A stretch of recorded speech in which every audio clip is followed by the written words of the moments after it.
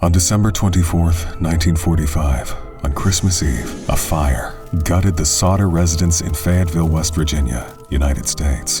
George Sauter, his wife Jenny, and 9 of their 10 children were inside the home. Of the 11 people in the house, only 6 were lucky enough to escape the fire. However, the bodies of the remaining 5 were never found and have remained missing for over 7 decades. Today, I will be telling you about the strangest disappearance of all time, the unsolved mystery of the Sauter family fire.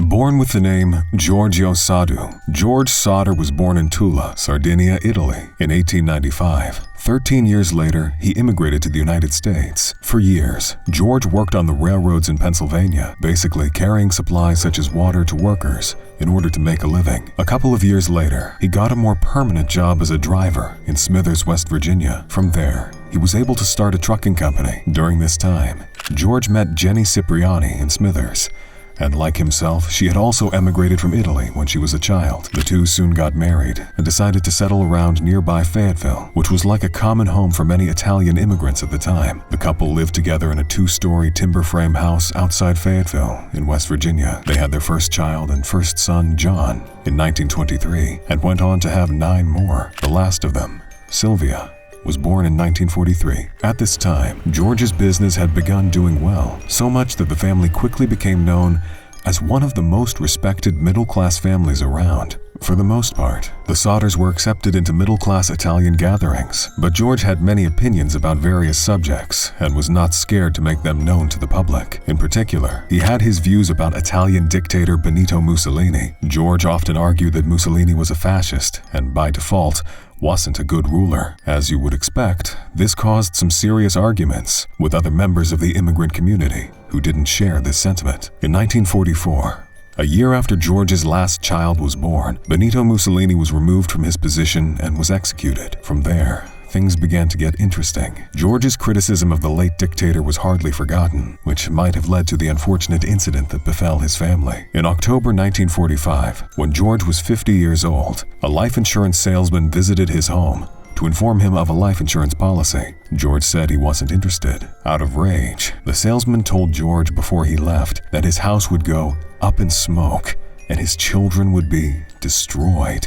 The salesman attributed this comment to the dirty remarks George had been making about Mussolini. A few days later, another visitor arrived at George's residence to ask if there was a job opening. As the conversation went on, he walked around to the back of his house and pointed out to George that his fuse box would cause a fire someday. George was confused because he had recently rewired the whole house and the local electric company said it was safe. Weeks later, as if the other occurrences were not creepy enough, George's older sons noticed a car they hadn't seen before parked along the main highway through town, and it turned out to be the same car that had been watching the younger of the Sauter children for quite a while. Christmas Eve, 1945. Like most families, the Sauter family celebrated on Christmas Eve. On that day in 1945, George's second oldest son and second child, Joe, 21, wasn't in the house because he had joined the military to fight in World War II. The first daughter and third child, Marion, 17, worked at a dime store in downtown Fayetteville. That evening, she came home with presents for 3 of her younger sisters, Martha, 12, Jenny, 8, and Betty, 5. The girls were so excited about the new toys that they asked their mother if they could stay up past their bedtime. Jenny agreed on the condition that their 2 older brothers, Maurice, 14, and Louis, 9, would stay awake to put the cows in, feed the chickens, and they would all go to bed at a reasonable time. Their father, George, on the other hand, went to bed quite early, with his first son, John, who was now 23, and his 4th child, George Jr., who was now 16, because all 3 of them had spent the day working. After reminding Maurice and Louis of their chores, Jenny took the youngest and last of her children, Sylvia, with her, and they went to sleep together. Around 12:30 a.m., the telephone in the house rang, and Jenny went downstairs to answer it. The caller was a woman asking if Jenny knew an unfamiliar name. Jenny could not recognize the voice, so she told the caller that she had dialed the wrong number. The caller laughed while Jenny dropped the telephone. As she turned to head back upstairs, she saw that the lights in the living room were still on and that the curtains were still open. Jenny spotted Marion asleep on the couch, so she assumed the rest of the children had returned to the attic where they slept. She then drew the curtains, put off the lights, and went to bed. Around 1 a.m., Jenny woke up to the sound of a ball-like substance hitting the roof of the house with a loud bang, followed by a rolling noise. When she didn't hear any more sounds, she continued to sleep. She woke up again about 30 minutes later to the smell of smoke. She followed the smell and discovered that George's office was on fire around the telephone line and the fuse box. Jenny ran to wake him up, and he alerted their oldest sons, both parents and 4 of their children. Marion, Sylvia, John, and George Jr. ran out of the house. They kept yelling at the remaining 5 in the attic, but they got no response. George tried to use the stairway to reach them, but sadly the stairway was already in flames. The phone wasn't working. So Marion ran to a neighbor's to call the Fayetteville Fire Department, but that didn't work either. A driver on the nearby road also spotted the flames and called from a nearby tavern, but none of the calls went through. Eventually, someone reached the fire department after calling from another phone in the center of town. Barefoot, George climbed the wall outside the house and broke one of the attic windows, tearing his arm as a result. He had planned to use a ladder to climb up the attic to save the remaining children, but the ladder was nowhere to be found. George opted to use a water barrel to quell the fire, but the water was frozen solid since it was winter. As a last resort, he tried pulling both of the trucks he used for business to climb to the attic window, but the trucks wouldn't start, which George thought was strange because they had been working just fine the previous day. The 6 Sodders were left with no other choice than to watch the building, with the remaining 5, burn to the ground, or so they thought. Since it was the time of World War II, the fire department didn't have enough staff on ground, so they were unable to respond immediately. In fact, they didn't arrive at the Sodders until morning. Aftermath. During the police interview, George's oldest son, John, claimed that he had gone up to the attic to shake his siblings awake when the fire started. However, he later changed his statement, saying he didn't go up to the attic, but remained downstairs yelling with the whole family. The fire department was tasked with looking through the ashes in the basement, and Morris, chief of the fire department, said that they didn't find any bones, adding that the fire had been hot enough to burn the children's bodies completely. He told George not to disturb the site by sniffing around, so that the state fire marshal's office could conduct an extensive investigation. However, 4 days later, George had the site excavated, removing 5 feet of dirt, intending to convert it into a memorial garden for his lost children. The next day, the local coroner gathered an inquest, including jurors, and concluded that the fire was caused by faulty wiring. On December 30th, 1945, death certificates for the 5 children were issued. The funeral was held on January 2nd, 1946, but neither Jenny nor George could attend. As the family started afresh, they began to question the concluded findings on the fire incident. The coroner said that the fire was caused by faulty wiring, meaning that the lights should have gone out when the fire started. But Jenny remembered that the lights on the Christmas tree were still on at the time they ran out. Also, the ladder that was always at its usual spot against the wall, which suddenly went missing, was later found at the bottom of an embankment 75 feet away. In addition to all these oddities, a telephone repairer told the Sodders that the phone line wasn't burnt in the fire as they thought, but that someone had climbed 14 feet up the pole to cut it. The neighbors admitted to seeing a man stealing a block and tackle from the Sodders' property around the time the fire started. The man was identified and arrested, but was let go after he revealed that he had no hand in the fire and had cut the phone line thinking it was the power line. Jenny said that if the man had cut the power line, none of them would have made it out of the house when the fire started. She also did not believe that she had lost 5 children to the fire. She compared their incident to a similar house fire that happened around the same time. In the latter, the skeletal remains of all the victims were found. To prove her point, Jenny burned animal bones to see if they would burn down to ashes,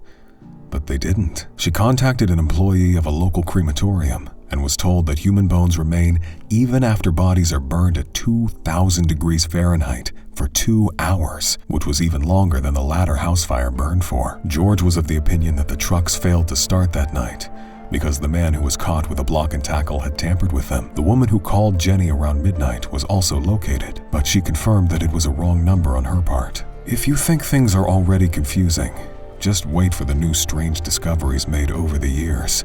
Further discoveries. Not too long after the family began putting together the pieces, evidence that the house fire was set intentionally rather than due to some faulty wiring began to surface. The driver of a bus who passed through Fayetteville that day said that he saw some people throw balls of fire at the house. Months later, the snow melted, and the family found a pineapple bomb in the brush nearby. This made Jenny remember the loud bang and rolling noise she heard on the night of the fire. Witnesses also came forward to say that they had seen the missing Sodder children themselves. One woman said that while she was watching the fire, she saw some of them peeking out of a passing car as the house was burning. At a rest stop between Fayetteville and Charleston, another woman said she served them breakfast the following morning, being December 25th, 1945. Now desperate for answers, the Sodders hired a private investigator, C.C. Tinsley, who found out that among the jurors present at the inquest over the fire incident was the insurance salesman who threatened George that his house would burn to the ground and his children would be destroyed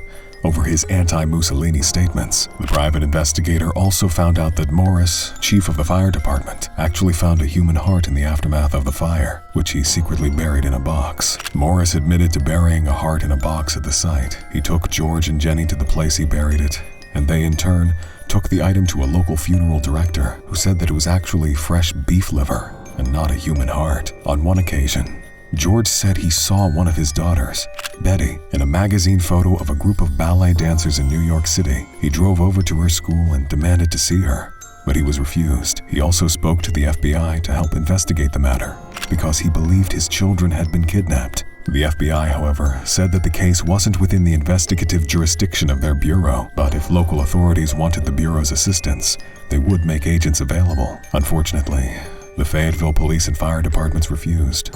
Another excavation and the family's private investigation. In August 1949, 4 years after the fire incident, George successfully convinced a Washington, D.C. pathologist, Oscar Hunter, to carry out another search through the dirt at the house site. After the search, they found small bone fragments and transported them to Marshall T. Newman, a specialist at the Smithsonian Institution. Newman revealed that the bones belonged to the same person and that the person was either 16, 17, or at most 22 years. Meanwhile, among George's 5 children who disappeared that night, the oldest, Maurice, was 14. Newman also added that it didn't look like the bone had been exposed to fire. In 1950, the West Virginia legislature held 2 hearings on the case. However, authorities told the Sodders that the case was hopeless and proceeded to close it at the state level. The FBI eventually decided that the case had jurisdiction as a possible interstate kidnapping, but dropped the case after 2 years of following void leads. Seeing as law enforcement agencies had dropped the case, George decided that the family would carry on with the investigation. They printed flyers and offered a $10,000 reward to anyone with information that would help them find one of the lost children, at least. By 1952, they already had a billboard with the same information put up. Leads and tips began pouring in, but none yielded positive results. George continued looking for years, until 1967, when Jenny received a letter postmarked in Central City, Kentucky, with no return address. Inside the envelope was a picture of a young man in his 30s, whom Jenny strongly believed was Lewis. On the back was, "Lewis Sodder, I love brother Frankie. All boys, A90132 or 35. George hired a private detective to go to Central City to investigate the letter, but the detective never reported back to George, and they couldn't reach him afterwards. George died in 1969, leaving the family to keep investigating the case. Well, except the first child, John, who was of the opinion that they moved on. Jenny's death followed in 1989, and the children took down the billboard, but continued to investigate and follow leads. The youngest of the Sodder children, Sylvia Sodder Paxton, died in 2021, with the case of the fire incident still unresolved. Until now, there have been multiple theories concerning the disappearance of the children, but what actually took place that night remains unsolved.